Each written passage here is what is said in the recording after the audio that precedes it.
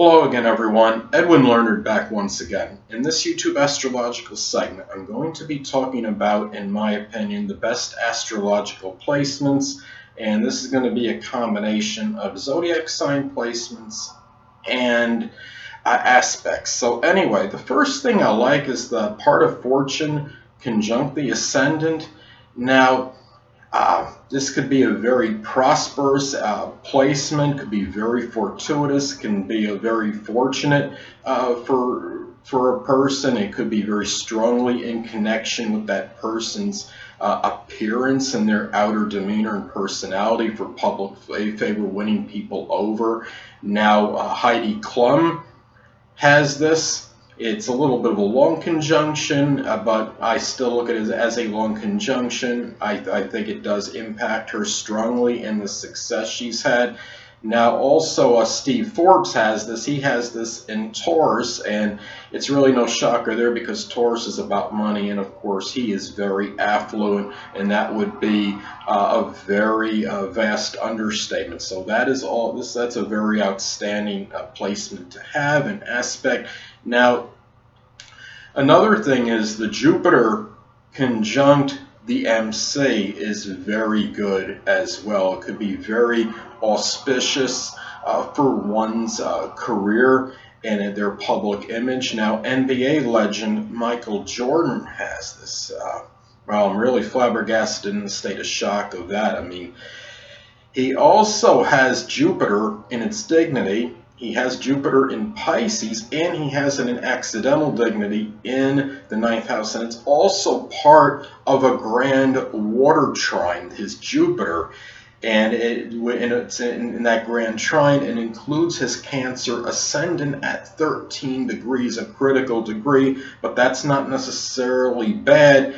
The critical degrees can often bring prominence, I believe, and I think that also helped in him attaining a lot of his fame and his recognition, and really he's received a lot of accolades and rewards for what he's done. A lot of it has to do with his Jupiter conjunct the MC. Now, the next thing that I like is the Sun in Leo. Now, the Sun, of course, it's in its dignity in Leo, and it's associated with vitality. And Leo, of course, Sun Leo can obviously have a natural abundance of this. The sun can shine very brightly. Leo has the propensity to automatically shine, and the sun, ruled by the sun, and it's a sunny, hey, Leos can have a very bright, sunny disposition. They can often be very vibrant as well. I love this placement of a Sun in Leo. Now, the next placement I like is one of the best astrological placements, I believe, is the fixed star Regulus conjunct the Sun, Moon, or Ascendant in a natal chart. And people that have this can often have a position of prominence and power, can give very strong affluence and very good fortune, and it can be very advantageous for one in terms of their life attainments. Now, U.S. President Donald Trump has this, and Heidi Klum has this as well. It could also be very propitious for being triumphant over your adversaries, and I think Donald Trump pretty much has done this. And it could also be very good for conquering slander and scandal. It may not make one impervious to this, but it could be very auspicious for this and be able to handle this and deal with this very well. So, now another one that I like as far as an astrological placement is the Sun Sextile or Trine the Ascendant. This could be a very good blending of the true self, which of course is the Sun sign, and the outer self, the outer demeanor, which of course is the Ascendant or rising sign. Now, when I had a friend that had his Ascendant in Gemini make a sextile to his Sun in Leo, and I can remember him saying one time, quote, "I'm such a quick thinker," end quote.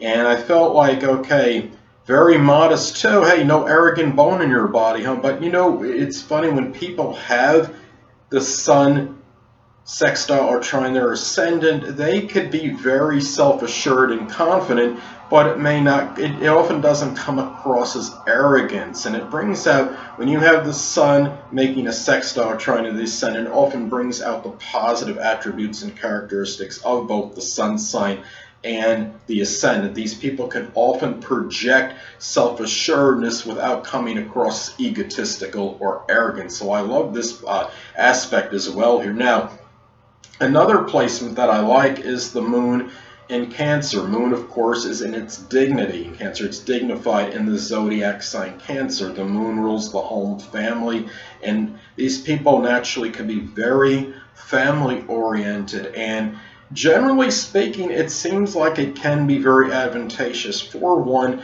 having that significant other and creating their family through procreation, of course. And most of the people, it seems like I know, that have the moon in Cancer have a significant other, and they have at least one child by them. And it just seems like it's very consistent with doing that. And I'm not saying everybody that has this placement is going to have that, but many, seems like a very strong percentage do it. It could be very auspicious for home and family life. And it's interesting because I don't have my moon in Cancer, but I have 3 planets in Cancer, stellium in Cancer, but yet, as many of you may know, some of you may not, I don't have a significant other. I have no children.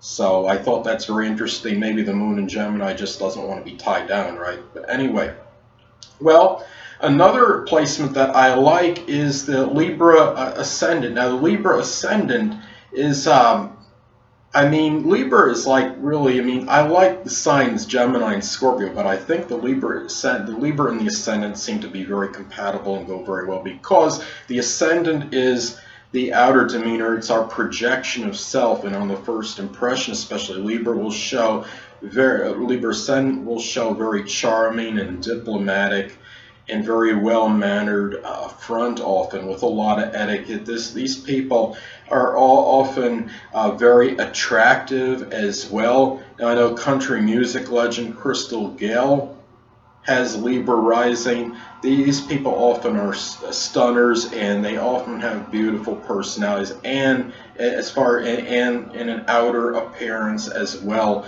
So I do and remember that the ascendant is really like at least I see, it's the dominant point in one's chart. It's the side that's expressed the most easily, and it's the sign. It's what comes out very more prominently, I believe, on average, than the other points in one's natal chart, the proponents in one's natal chart. So that is another placement that I like. Now, last but not least, Venus in Libra. Well, Venus, of course, it's in its dignity in Libra. I give it the tiebreaker over Venus and Taurus. I know Venus is in its dignity in Taurus as well, but Venus being in Libra, Libra is a masculine sign, which inclines more toward optimism as opposed to pessimism. It's kind of like comparing Mercury and Gemini and Mercury and Virgo, both being in its dignity in those signs, but you have Gemini being more optimistic, and Virgo is a little bit more judgmental, a little more pessimistic. So anyway, in this case, I like Venus in Libra and being in its dignity.